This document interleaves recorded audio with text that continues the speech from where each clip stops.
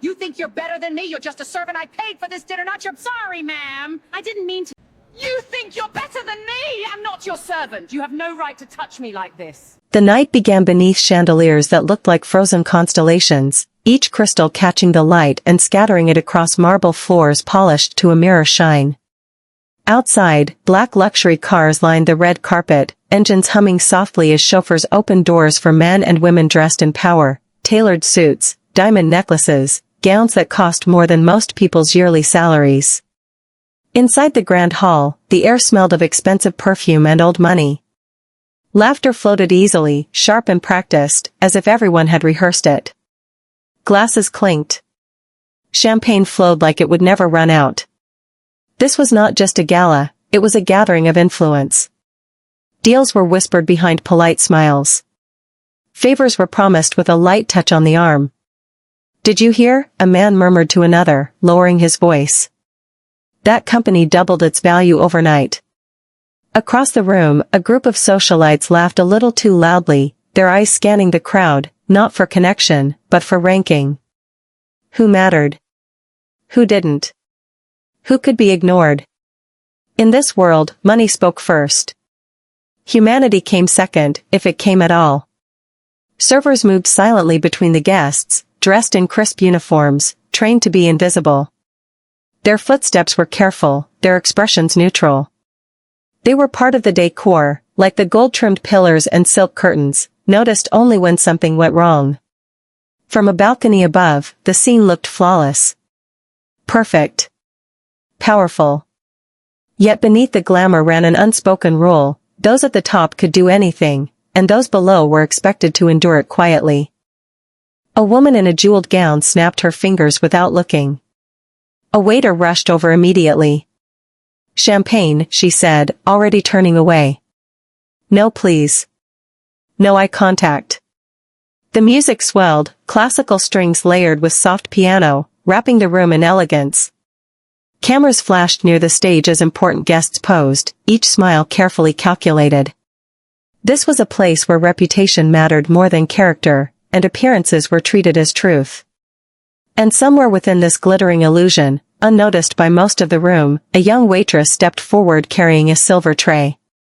Her posture was calm, her movements graceful, almost out of sync with the arrogance surrounding her. She did not belong to this world. Yet for now, no one paid attention. Before we continue, make sure you subscribe to the channel and share this story with friends, so you don't miss the shocking moments ahead. The gala continued, unaware that before the night was over, this hall of privilege would learn a brutal lesson about power, dignity, and the cost of underestimating the wrong person. And as the camera slowly drifts toward the servers weaving through the crowd, the story begins to shift, away from those who believe they rule the world, and toward the one they are about to break. She moved through the grand hall like a shadow made of patience. While laughter rang sharp and glasses chimed in careless celebration, the young black waitress walked with quiet precision, balancing a silver tray as if it were weightless. Her uniform was simple, pressed black fabric, white cuffs, no jewelry except a thin ring she kept turned inward on her finger, hidden from curious eyes. In a room built on excess, she carried only what was necessary. Guests barely looked at her. Some stared past her as if she were glass. Others looked through her. "Careful," a man muttered as she passed, though she hadn't touched him. Another woman wrinkled her nose and whispered, "They really hire anyone these days." The words floated toward her like smoke, unpleasant, unavoidable, but she did not react. She had learned long ago that silence was armor. Her steps were smooth, almost graceful, the kind learned from years of work that demanded perfection without praise. Each movement was measured. Each breath controlled. If her hands trembled, no one saw it. For a brief moment, as she paused near a towering window, her reflection stared back at her from the dark glass. Behind her reflection stretched the city, Seoul at night, alive with lights, traffic flowing like rivers of fire far below. It reminded her of a different place, a different life. Mornings filled with dust and sunlight. A small village far away, where people knew her name, where respect didn't depend on wealth. A fellow server brushed past her and whispered quickly, "Ignore them." Just get through the night. She gave a small nod. Not a smile. Just understanding. As she leaned slightly to place a glass on a table, a hand snapped in the air beside her. Hey. Took you long enough, a sharp voice said. She straightened immediately. I'm sorry, ma'am, she replied softly, eyes lowered, not from fear, but habit. The woman didn't even acknowledge the apology, already turning back to her circle. The waitress stepped away, heart steady, face calm. Inside, something older than anger kept her grounded. A promise. A reason. A life no one here could imagine. As she walked on, whispers followed. Judgments passed without trial. To them, she was just another uniform, another servant meant to disappear when not needed. But the camera lingers on her face now, on the strength held behind her quiet eyes, on the restraint in her posture, on the calm that feels almost deliberate. Because this woman is not weak. And in this hall of loud power and fragile egos, her silence is not submission, it is control. Somewhere nearby, arrogance is watching her. And soon, it will mistake her invisibility for permission. She arrived as if the room had been waiting for her. The music softened when she stepped forward, not because anyone commanded it, but because attention naturally bent in her direction. Her gown shimmered in deep crimson, tailored perfectly to announce wealth without apology. Diamonds rested at her throat like a crown, catching the chandelier light with every calculated movement. This was a woman who didn't enter spaces, she claimed them. Whispers followed immediately. That's her. Her family owns half the waterfront. Careful. She doesn't tolerate mistakes. She smiled as she heard them. Not warmly. Not kindly. It was the smile of someone who expected obedience and received it often. At her side hovered an entourage, friends, admirers, people who laughed half a second too late and nodded half a second too much. They mirrored her gestures, echoed her opinions, orbiting her power like moons afraid to drift too far. A waiter approached with a tray, hesitating just slightly. She didn't look at him. Wrong glass, she said sharply, waving her hand as if shooing a fly. Do you people receive any training? I'm sorry, ma'am, the waiter stammered. She rolled her eyes. Unbelievable. Laughter rippled through her group, thin and performative. Someone leaned in and whispered, "You're too generous." I would have fired him. She chuckled. Please. He should be grateful to even be here. To her, the staff were not people. They were extensions of the furniture, useful, replaceable, beneath notice unless they failed. Respect, in her world, flowed in one direction only, upward, toward her. She lifted her glass and scanned the room, eyes sharp, searching for imperfections. Her gaze paused briefly on a server moving quietly between tables, a black waitress, composed, almost serene. Something about that calm irritated her. Why do they always look so slow, she muttered, loud enough for others to hear. If you can't keep up, you shouldn't be here. Her friends nodded in agreement, feeding the fire. Entitlement had shaped her since birth, every demand met, every tantrum excused, every cruelty softened by money. No one had ever truly challenged her. No one had dared. The city outside glittered beyond the tall windows, vast and alive, unaware that inside this room, a storm of ego was gathering strength.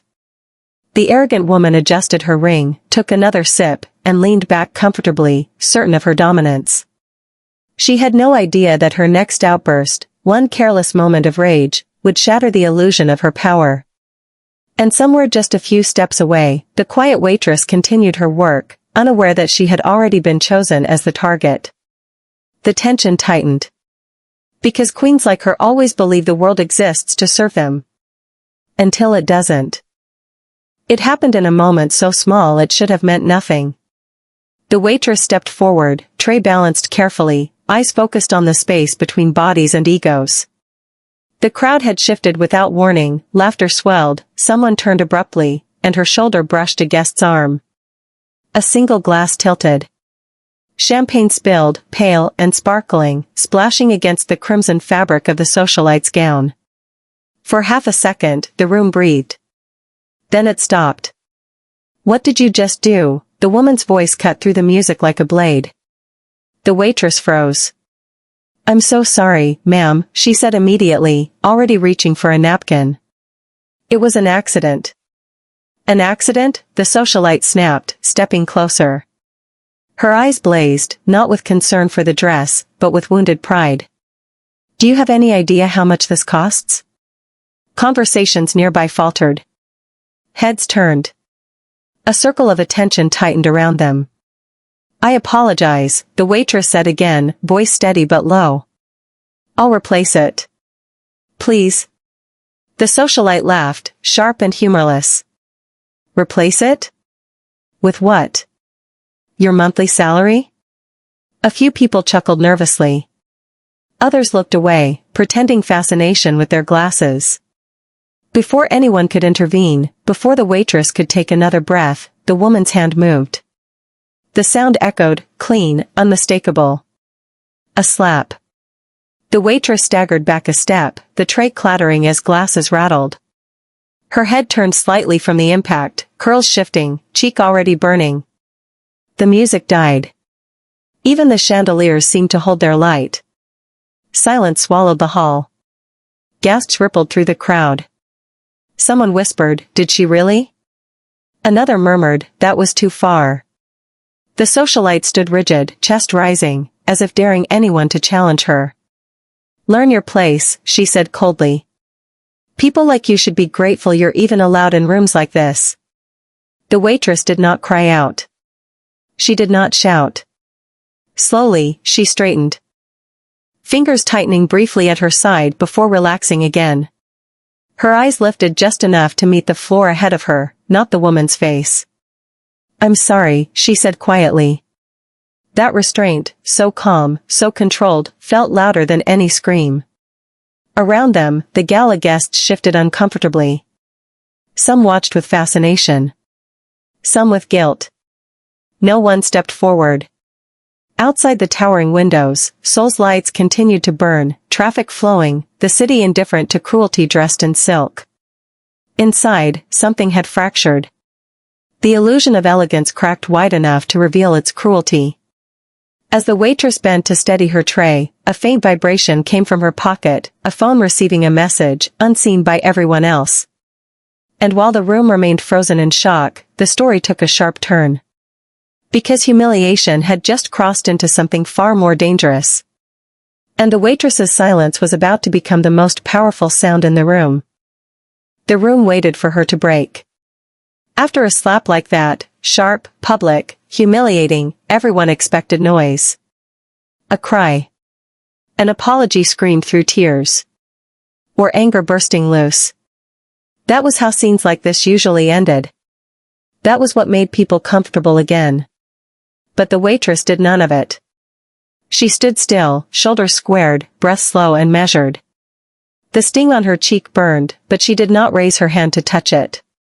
Instead, she lowered her eyes, not in surrender, not in shame, but in deliberate control, as if holding something powerful back. A man near the bar whispered, "Why isn't she saying anything?" Another murmured, "If that were me, I'd lose it." The waitress bent down calmly and set the tray back on the table, aligning the glasses that had rattled out of place. One by one. Precise. Steady.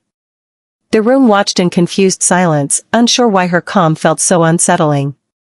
As she straightened, her sleeve shifted slightly, revealing a thin ring on her finger, simple, unadorned, completely out of place among diamonds and gold.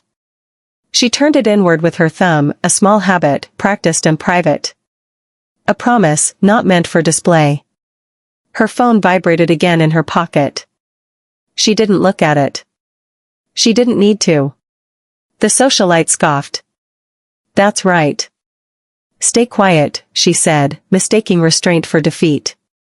But the waitress's composure did not come from fear. It came from memory. A village far from this city. Red earth. Morning air heavy with birdsong. A voice once telling her, "Strength isn't what you do when you're angry. It's what you choose not to do." She lifted her gaze just enough to meet the middle distance, not the woman, not the crowd. Her expression was unreadable, calm to the point of mystery. Some of the guests shifted uncomfortably now. This was no longer entertaining. It felt intimate. Wrong. A woman near the back swallowed hard. "There's something about her," she whispered. The waitress spoke at last, her voice quiet but clear. "May I be excused, ma'am?" The question was respectful. Controlled. And somehow, it flipped the balance in the room. The socialite hesitated, confused by the lack of submission she expected. "Go," she snapped finally, waving her away. The waitress inclined her head once and stepped back into the crowd, her walk unhurried, her back straight. Conversations did not resume. Eyes followed her as she disappeared toward the service corridor, leaving behind a silence thicker than before. No one noticed the security monitor flicker briefly near the entrance. No one noticed the man outside the building pause as his phone buzzed. But the air had changed. Because calm like that doesn't come from weakness. It comes from knowing that consequences are already on their way. Several floors below the Gala, where marble gave way to concrete and gold light faded into shadow, a quiet room hummed with screens. Security monitors lined the wall, each one showing a different angle of the grand hall above, the chandeliers, the crowd, the frozen silence that still lingered after the slap. In front of those screens stood a man who did not raise his voice, did not rush, did not react the way others did. He simply watched. Seoul's most feared Mafia boss was dressed in black, simple and immaculate. No jewelry. No excess. His presence alone bent the air around him. Years of command had carved calm into his posture, danger into his stillness. This was a man who did not need to announce power, power announced him. The screen replayed the moment. The spill. The shout. The slap. His jaw tightened, not in rage, but in focus. "Pause it," he said quietly. The room obeyed instantly. On the frozen image, the waitress stood with her head turned slightly, cheek flushed, eyes lowered in restraint. His gaze softened for half a second, so brief it could have been missed. One of the bodyguards shifted nervously. "Boss, do you want us to?" "No," he said, lifting a single finger. "Calm." Final. He stepped closer to the screen, eyes narrowing as he noticed the details others missed, the way she steadied the tray, the absence of panic, the discipline in her silence. Then the camera angle caught her hand, turning the ring inward. His thumb brushed against his own ring unconsciously. "She told me this might happen," he murmured, almost to himself. Outside, rain had begun to fall, streaking down the glass walls of the building. Seoul at night glowed beneath it, neon signs blurring, traffic slowing, the city breathing unaware that something ancient and dangerous had just been stirred. A phone buzzed in his hand. One message. No words. Just a symbol they both understood. He slipped the phone into his pocket and turned toward the door. "Bring the car," he said. "And clear the entrance." "Yes, sir." As they moved, the atmosphere shifted. Bodyguards straightened. Radios crackled softly. The building staff, sensing something they couldn't name, stepped aside instinctively. The elevator door slid open.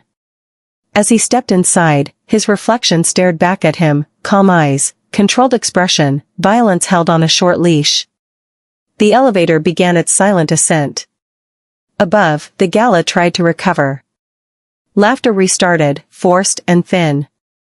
Music crept back into the room like an apology no one believed. But the power had already changed hands.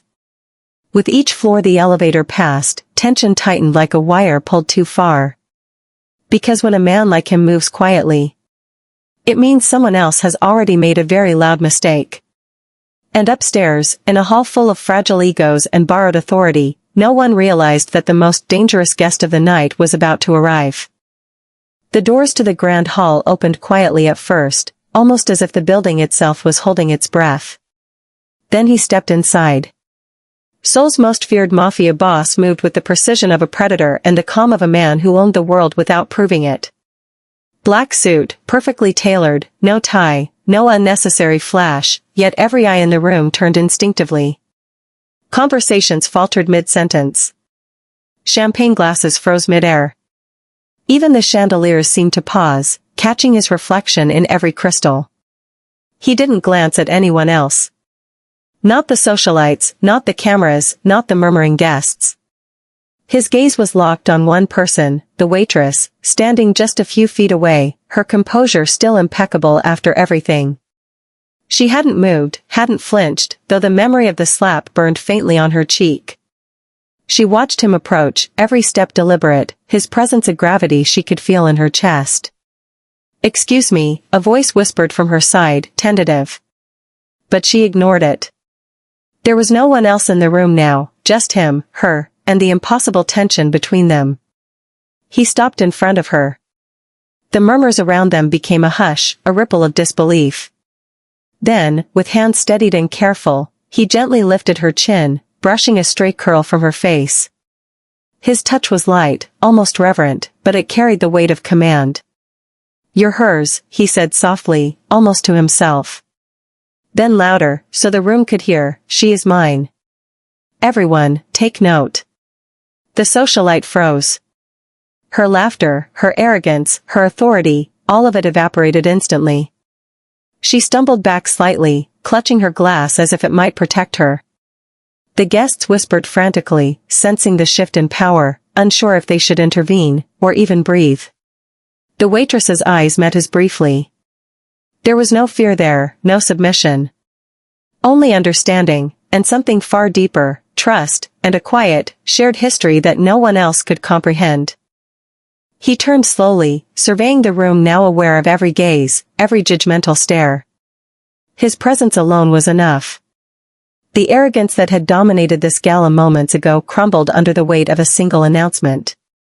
The socialite's cheeks burned, and for the first time that evening, she looked powerless.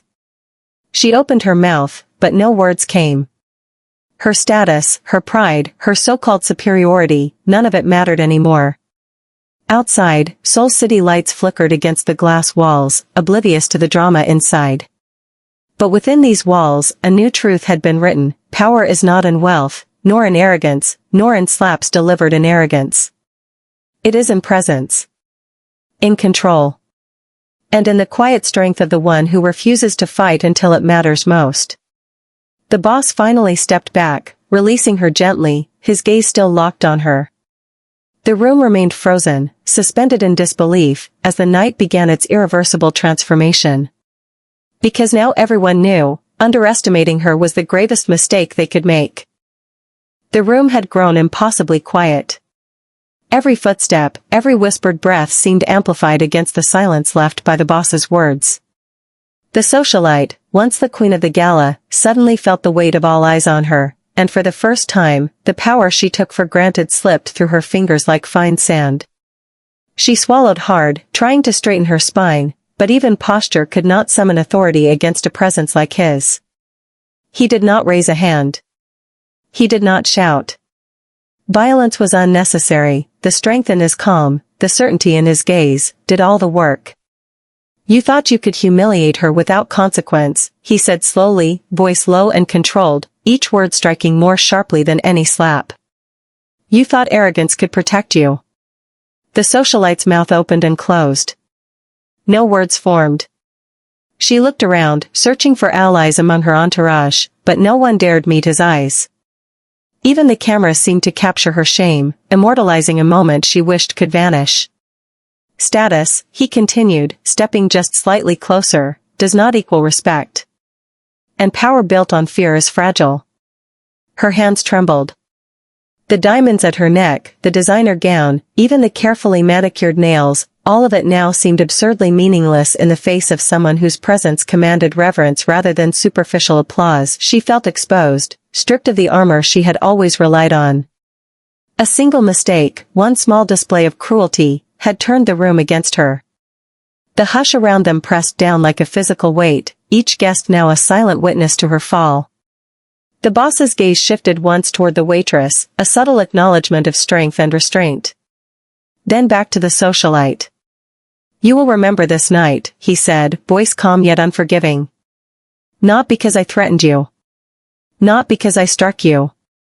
But because actions have consequences. Always. She felt the full force of his words, not loud, not violent, but absolute. Humiliation surged through her like ice, a cold understanding that she had overstepped in a world where appearances mattered less than control.